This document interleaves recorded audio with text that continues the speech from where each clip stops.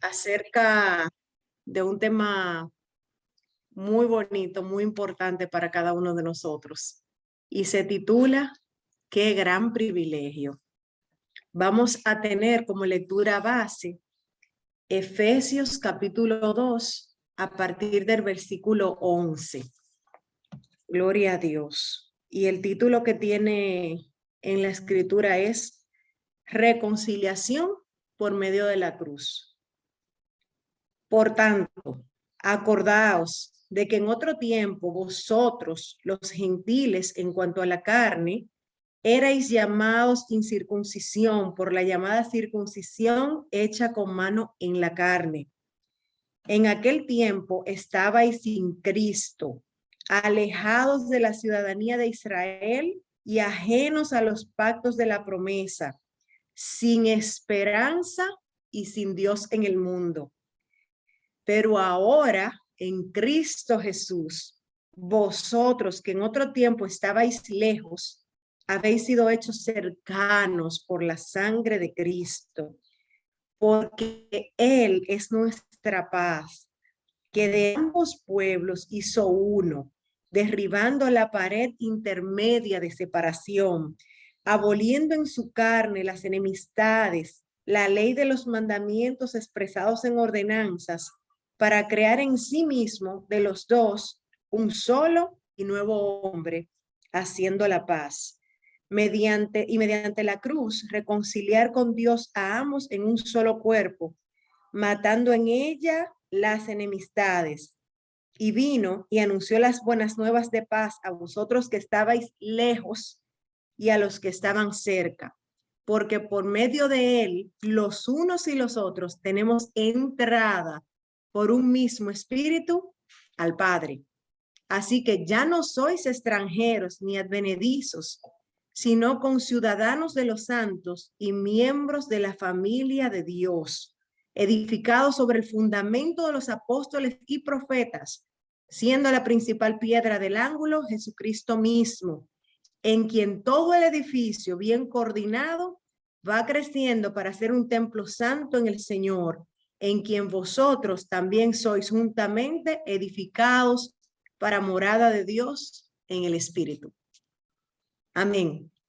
Mis hermanos, y estos versículos que acabamos de leer son un tanto largos, pero realmente son muy claros y muy precisos. Y nos enseñan qué vino a suceder luego de Cristo morir en la cruz. Cómo vino a reconciliarnos con Dios. Y el título que nosotros mencionamos hace unos segunditos, unos minutitos, es qué gran privilegio. Y hermanos, es que muchas veces nosotros vemos como normal algo que no es en lo absoluto algo rutinario, algo cotidiano. No es algo que usted y yo merecíamos. Usted y yo somos salvos gracias a Cristo Jesús. Gracias a que Cristo vino y murió en la cruz del Calvario, usted y yo hoy podemos hablar de vida eterna, de salvación. Podemos tener acceso directo al Padre, podemos orar, podemos leer la Biblia, podemos apoderarnos de las promesas que están ahí. Y eso es por un privilegio que hemos recibido gracias a que Cristo vino, padeció y murió en la cruz. ¿Y qué es privilegio? Me gusta siempre definir cuando estamos hablando de palabras que vamos a mencionar o utilizar mucho, y más si es parte del tema. Un privilegio es una concesión que se le da a algo, a alguien que realmente no merece o que no le corresponde. Es cuando usted es exonerado de tener que hacer una cosa determinada porque está siendo beneficiada con algo que probablemente en condiciones normales no le correspondería. Cuando gozamos de privilegios es porque alguien más, algún superior, nos cede, nos facilita esa bendición, si así le queremos decir, que en otras palabras o en otras circunstancias no hubiera podido ser nuestra. Y mis hermanos y amigos que me escuchan, este es el meollo central de lo que quiero compartir en esta noche.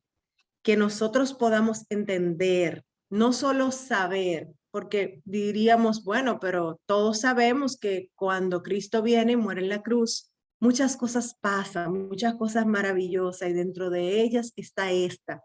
Pero no es solo tenerlo con conocimiento literario o teórico, sino es internalizarlo en nuestro ser de forma tal que podamos sentir el gozo, la alegría de saber que gracias a ese sacrificio tan grandioso que el Señor Jesús hizo, usted y yo hoy somos hijos. Cuando usted ha tenido alguna necesidad, un ejemplo, una persona que ha estado varios días con hambre, ya sea porque no tenga acceso a alimentos o porque esté en un proceso de dieta, de ayuno, lo que sea. Cuando tienes la oportunidad de ingerir alimento nuevamente, se siente tan bien, es una sensación tan gratificante, mis hermanos. ¿Por qué? Porque ha estado varios días sin poder ingerir alimentos. Entonces, valora más lo que es la comida. Yo de pequeña era asmática y eso me hizo valorar desde muy temprano lo que era poder respirar correctamente, poder respirar libremente.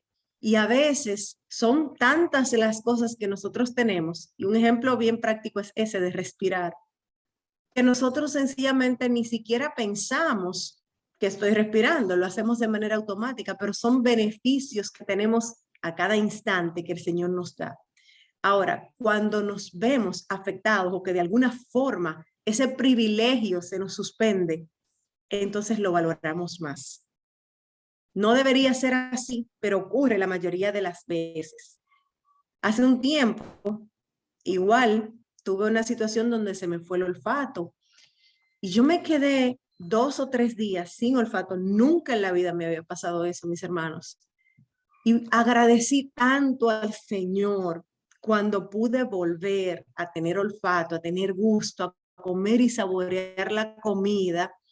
Y me puse a pensar y dije, wow, yo nunca le había dado gracias a Dios por el olfato, porque como era algo que estaba ahí de manera regular, de manera rutinaria. Y mis hermanos, nosotros hemos tenido esta gran oportunidad, este gran privilegio de ser salvos, de que Cristo haya venido, haya muerto y haya resucitado para darnos vida.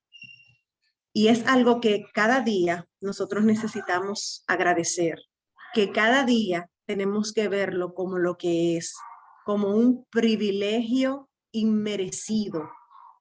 Cuando nosotros nos sentimos merecedores, entonces nos resulta más difícil agradecer, porque entendemos que las cosas que estamos viviendo, que lo que tenemos o lo que no nos hemos todavía apoderado, no hemos recibido aún, son cosas que ya deberíamos haber recibido. Entonces, cuando pasan estas cosas, muchas veces no nos sentimos privilegiados, no nos sentimos bendecidos. Y la actitud correcta es sentirnos privilegiados cada día, todos los días de nuestras vidas. El miércoles pasado, mi esposo y yo estábamos en Israel y fuimos a un lugar muy especial. Y le voy a hacer esta anécdota porque fue parte de lo que entendí de parte de Dios de mencionar esta noche aquí. Y ese día, precisamente, nos correspondía ir a lo que es el muro occidental, o lo que se conoce como el Muro de los Lamentos. Todos los días yo andaba en mi bolsita, en mi cartera, con unas peticiones que me llevé desde aquí para colocar en el muro. Pues resulta, mis hermanos, que la noche anterior yo cambié de cartera. Cuando estamos en el autobús, que ya nos vamos, que el guía dice para dónde vamos y que menciona que vamos a ir a ese lugar, yo dije, esto no puede ser. Esto no me puede estar pasando a mí, que justo hoy, que yo he estado con eso durante todo el viaje, no tenga las peticiones conmigo. Digo, bueno, gloria a Dios. Fue un momento desagradable, mis hermanos, pero luego entendí que a pesar de todo había un propósito más bonito detrás. Y dije, bueno, gloria a Dios. Volvemos esta noche. Le dije a mi esposo, Esta noche volvemos tú y yo solo y traemos las peticiones. Pues mis hermanos, fuimos, oramos y fue una experiencia maravillosa. Luego, cuando llegamos a la casa, al hotel, entonces me dice el hermano Denny de esta oportunidad. Y digo yo, bueno, Señor, ya que vamos a volver al muro, déjame saber de qué tú quieres que yo hables mientras esté allá, de qué vamos a hablar. Y tengo para decirle a mis hermanos que llegamos, gracias a Dios.